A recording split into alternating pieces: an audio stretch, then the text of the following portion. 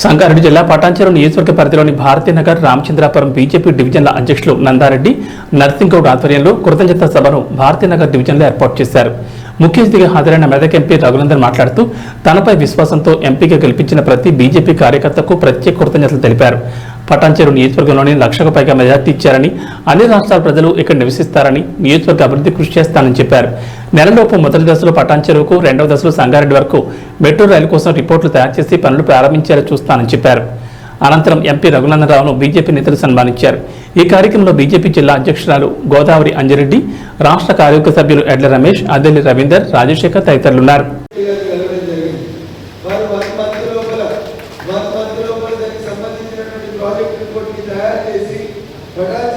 Metro పనులని మొదటి దశలో, రెండో దశలో సంగారెడ్డి వరకు మెట్రో పనులను ప్రారంభిస్తామని చెప్పినారు. వారిని కలిసినాక మళ్ళీ 40 రోజుల తర్వాత వారు మర్చిపోతారు, కానీ నేను మర్చిపోను. వేదిక మీద మళ్ళీ మన నాయకులందరినీ తీసుకొని రెండోసారి మళ్ళీ పోయి ఇక్కడ పని జరుగుతుందా జరుగుతుందా రెగ్యులర్ ఇంటర్నెట్స్ ఫాలో చేస్తారు. మీకు పెద్ద అవసరం నాతో ఉంటే నేను అనుకోను, బట్ రఘునందన్ గా నా నెంబర్ అందరికీ అందుబాటులో ఉంటుంది.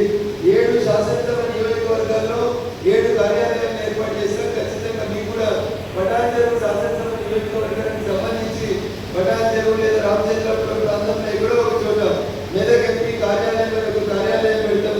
అక్కడ ఉదయం 10:30 నుంచి సాయంత్రం 5 గంటల దాకా నేను ఎక్కడున్నా నా కోసం మీరు తిరగాల్సిన అవసరం లేదు.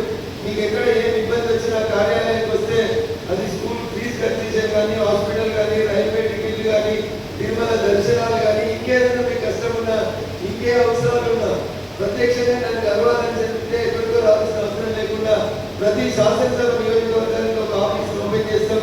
ఆ ఆఫీస్లో ఉదయం 4 నుంచి సాయంత్రం 5 గంటలకు ఒక వ్యక్తి కూర్చుంటాడు. మీకు అర్జెంట్ ఉంటే నాతో మాట్లాడిపిస్తాడు. ఏదైనా లెటర్ ఉంటే వితిన్ 24 hours లో మీకు ఆ లెటర్లో నా సంతకాలు తీసుకొని వచ్చి మళ్ళీ మీకు అందజేసేలాగా పార్టీ వ్యవస్థను ఏర్పాటు చేస్తాం.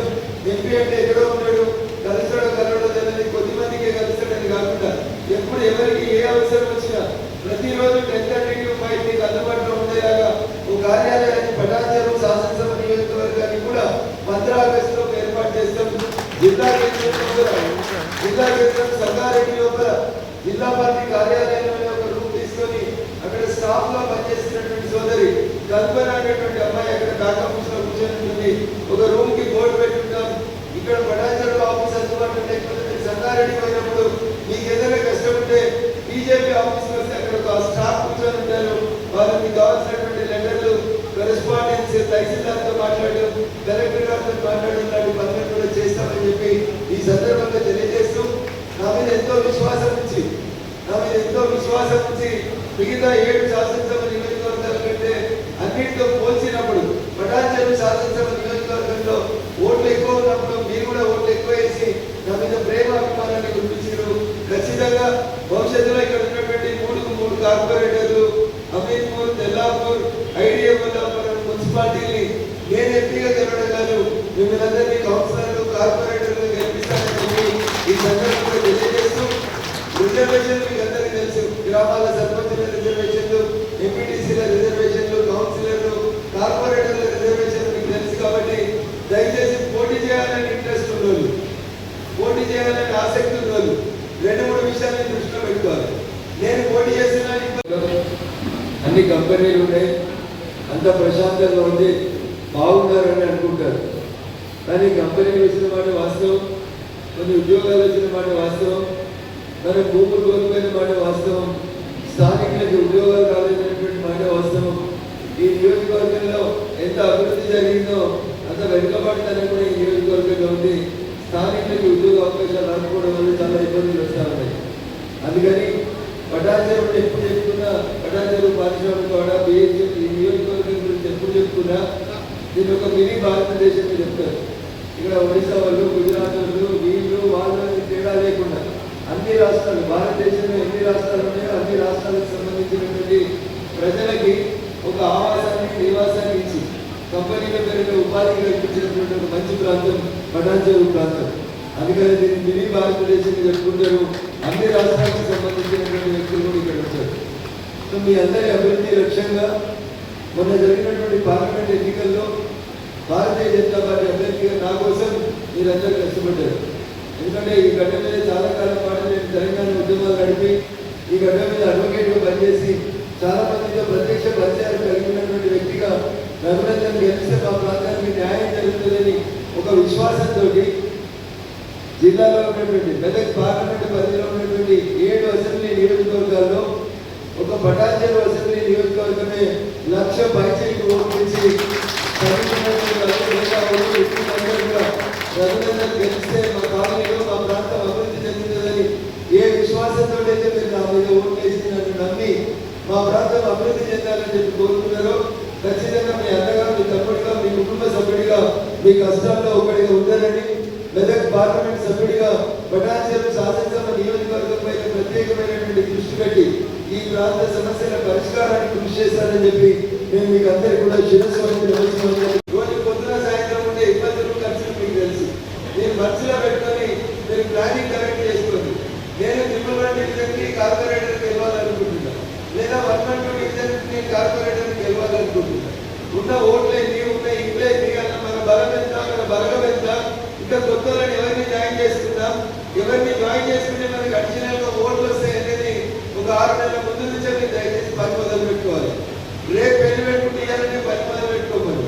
పెళ్లి పెట్టుకోవాలనుకుంటే కొంత పెళ్లి పత్రిక పెట్టుకోవాలి, ఫంక్షనాలు పూర్తి చేయాలి, వంటలు పూర్తి చేయాలి, దాంట్లో వేరే రకరకాల పనులు 6 నెలల ముందు నుంచి ఎట్లయితే చేస్తామో నేను గెలవాలి, గెలుస్తానని డౌట్ ఉండదు, నేనే గెలుస్తాననేటువంటి విశ్వాసం మీ లోపల ఉండాలి.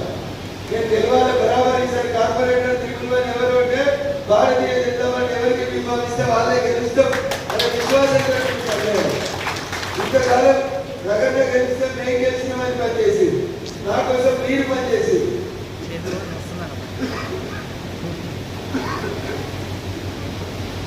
ఇప్పుడు నేను మీకోసం పనిచేస్తాను. మీరు పిలిచినా పిలవకుండా మీ కాలనీలకు వస్తాను, కాలనీలలో ఉండేటువంటి సమస్యలు అడ్రస్ చేస్తాను, వ్యక్తిగతంగా మీ కష్ట సుఖాల్లో మీ కుటుంబ సభ్యుడిగా నిలబడతాను. ఖచ్చితంగా నా గెలుపు కోసం మీరందరూ ఎంత కష్టపడ్డారో రేపు మిమ్మల్ని భవిష్యత్తు నాయకులుగా చేయడానికి కౌన్సిలర్లుగా, కార్పొరేటర్గా, మున్సిపల్ చైర్మన్గా, జడ్పీటీసీగా, ఎంపీటీసీగా, సర్పంచ్గా మిమ్మల్ని గెలిపించడానికి భగవంతుడు నాకు ఎంత శక్తి ఇచ్చిందో అంత శక్తిని మీ అందరి గెలుపు కోసం మీ అన్నగా, మీ తమ్ముడిగా, మీ కుటుంబ సభ్యుడిగా నిలబడి చేస్తానని చెప్పి ఈ సందర్భంగా మీకు అందరూ కూడా మరొకసారి ఈ రోజు నేను మీ సమస్యను అడ్రస్ చేయలేకపోవచ్చు. నేను గత 3-4 రోజుల నుంచి కంటిన్యూస్ గా తిరుగుతున్నాను, వైరల్ ఫీవర్ సఫర్ అవుతా ఉన్నాను కాబట్టి ఎక్కువ మందితో మీ సమస్యలు ఇప్పటికీ నేను అడ్రస్ చేయలేకపోవచ్చు, అధికారులతో మాట్లాడలేకపోవచ్చు. కానీ మీరు ఇచ్చే ప్రతి దరఖాస్తు తీసుకుంటాను. ఖచ్చితంగా 2 రోజులలో దరఖాస్తు చేసిన మీ ఫోన్ నెంబర్కి మీరు అడిగినటువంటి పని చేసినా చేయలేదు అయితే కాదు మళ్ళీ మీకు కాల్ బ్యాక్ చేసి రిప్లై ఇస్తానని చెప్పి ఈ సందర్భంగా మీకు అందరికీ కూడా తెలియజేస్తూ 11 గంటలకు రావాల్సిన నేను మధ్యాహ్నం 1 గంటకు వచ్చిన ఎంతో ఓపికతో, ప్రేమతో, అభిమానంతో ఇంతసేపు నా కోసం వేచి చూసినటువంటి మీకు అందరికీ కూడా నేను జనరల్గా 11 అంటే 10 నిమిషాలకు 11కే వస్తాను. బట్ అన్ఫార్చునేట్లీ ఒకసారి బ్లడ్ చెకప్ చేసుకున్న హాస్పిటల్ పోతే డాక్టర్ దొరకబడి గుమ్మలు పెట్టి పడుకోమని చెప్పినాడు. సో అందుకని 2 గంటలు ఆలస్యంగా వచ్చినందుకు వేదిక ముందున్న మీరు, వేదిక పైన ఉన్నటువంటి పెద్దలందరూ కూడా మనస్ఫూర్తిగా నన్ను మన్నించాలి. భవిష్యత్తులో ఎప్పుడు కూడా మీ ఎంపీ గారు చెప్పిన టైంకే వస్తాడు, చెప్పిన మాట నిలబెట్టుకుంటాడనే విశ్వాసంతో మీరు ఉండాలని మీ అందరినీ వేడుకుంటూ మరొకసారి నన్ను ఆశీర్వదించి ఢిల్లీ నుంచి ఢిల్లీ దాకా పంపించి నరేంద్రుడి నాయకత్వంలో 3వసారి ఏర్పాటైనటువంటి భారతీయ జనతా పార్టీ ప్రభుత్వంలో ఒక పార్లమెంట్ సభ్యునిగా మీకు సేవ చేస్తున్నటువంటి అదృష్టంగా చూసినటువంటి మీకు అందరికీ మరొకసారి చిత్తశుద్ధి